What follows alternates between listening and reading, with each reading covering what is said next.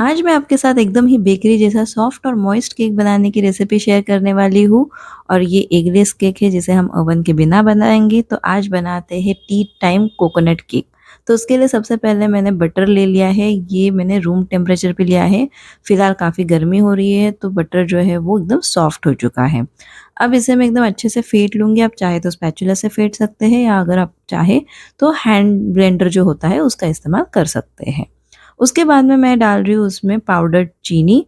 अब इसे भी एकदम अच्छे से मिक्स कर लूँगी। ये सारे जो इंग्रीडिएंट्स हैं इसकी जो लिस्ट है वो आपको डिस्क्रिप्शन में मिल जाएगी। वैसे ही आपको स्क्रीन पे भी दिखाई दे रहा होगा तो एग्जैक्ट मेजरमेंट मिलेंगी, जिसमें मैंने कप का नाप और उसी के साथ में ग्राम्स में जो नाप होता है वो दोनों दिया है ताकि आप परफेक्ट केक बना सको। अब बटर और चीनी को एकदम अच्छे से मैंने मिला लिया है, मिक्स कर लिया है। उसके बाद में हम उसमें डालेंगे दही। दही डालने के बाद भी हमें इन सारी चीज़ों को एकदम अच्छे से मिक्स कर लेना है। तो आपको सारे इंग्रीडिएंट डिस्क्रिप्शन में मिल ही जाएँगे। साथ ही आपको इस बात का ध्यान रखना है कि आपके जो भी इंग्रीडिएंट्स हैं वो सारे रूम टेम्परेचर पे होना बहुत ज़्यादा ज़रूरी है। उसके बाद में मैं डाल रही हूँ इसमें वैनिला एसेंस।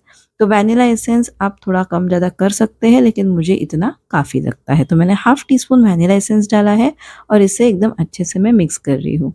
हमारे वेट इंग्रीडिएंट्स तो तैयार हो गए हैं। अब हम आगे की जो प्रोसेस है वो करने से पहले टीन को तैयार कर देंगे। तो उसके लिए देखिए यहाँ पे मैंने 6 इंच का टीन ले लिया है और इसमें मैं पार्चमेंट शीट लगा रही हूँ। अगर आप बटर पेपर लगाते हो तो बटर पेपर के ऊपर फिर से बटर लगाना पड़ता है। पार्चमेंट शीट पे आपको कुछ भी नहीं लगाना पड़ता। और अगर आप चाहे तो बटर लगा के मैदा डस्ट करके उस तरह से भी टीन तैयार कर सकते हो। टीन रेडी हो चुका है। साथ ही मैंने गैस पे एक पतीला रख दिया है जिसको मैंने प्री हीटिंग के लिए रख दिया है। अब यहाँ पे मैंने ले लिया है मैदा, उसी के साथ में मैं लूँगी बेकिंग पाउडर और साथ ही लेना है बेकिंग सोडा। ये है हमारे ड्राई इंग्रीडिएंट्स जिसे हमें एकदम अच्छे से छान लेना है।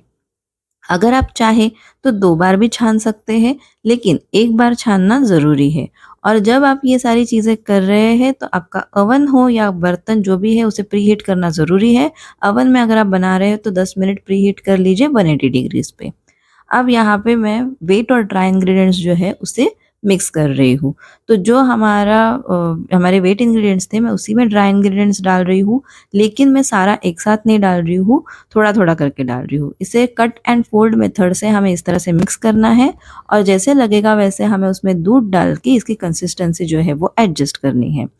अब आपको अगर आज का वीडियो आप देख रहे हो तो ये नॉर्मल वीडियो है, ये मैंने बिज़नेस सीरीज़ के हिसाब से नहीं बनाया है, लेकिन आपको जो भी सवाल हो वो आप कमेंट्स में मुझे पूछ सकते हैं। उसके लिए मैं एक क्वेश्चन एंड आंसर का वीडियो बनाने वाली हूँ जो कि वीकेंड पे आएगा, क्योंकि ऐसा बहुत बार हो जाता है कि आपके क्वेश्चंस आते हैं जो मुझसे छूट जा रहे हैं, उस पे रिप्लाईज़ नहीं आ रहे हैं, तो मुझे ये कंप्लेंट्स आ रही है।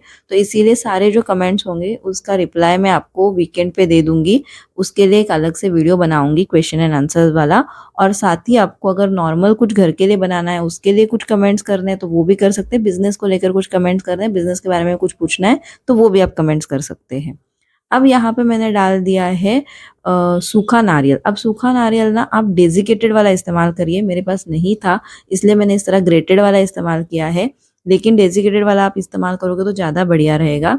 और उसके बाद में देखिए कंसिस्टेंसी हमारी एकदम प्रॉपर हो गई है। उसे अब टीन में हम ट्रांसफ़र कर देंगे सारे बैटर को। और फिर ट्रांसफ़र करने के बाद में आपको एक बात का ध्यान रखना है कि इसमें ना काफ़ी एयर बबल्स फ़ॉर्म हो जाते हैं, तो वो हमें निकालने होते हैं।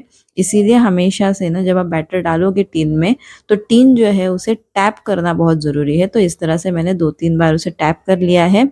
और हम गार्निश भी करेंगे, तो गार्निश करते समय भी हम उसी नारियल का जो है ड्राई कोकोनट है ये, यानी कि सूखा हुआ नारियल है, उसका ग्रेटेड नारियल मैंने इस्तेमाल किया। लेकिन आप सूखे हुए नारियल की जो पाउडर मिलती है यानी कि डेज़िकेटेड कोकोनट, उसका इस्तेमाल कीजिए, ये केक और भी अच्छा बनेगा।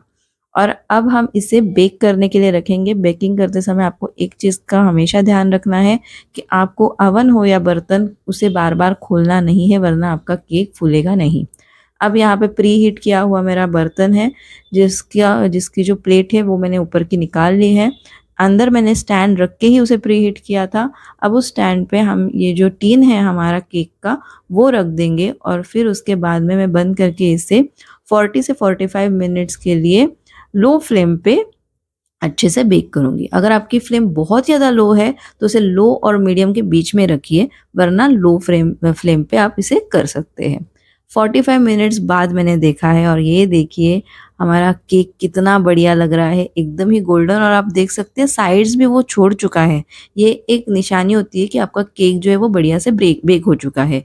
स्कीवर स्टेज भी मैंने कर दी है, तो मेरी जो स्कीवर है वो क्लीन है। ये देखिए यहाँ पे मैं आपको दिखा रही हूँ, ये क्लीन है एकदम। अब केक जो है वो बाहर निकाल के हम उसे ठंडा करेंगे। ठंडा करने के लिए जब हम केक को रखते हैं तब हमें इसे ढक के रखना चाहिए ताकि वो एकदम से ड्राई ना हो जाए।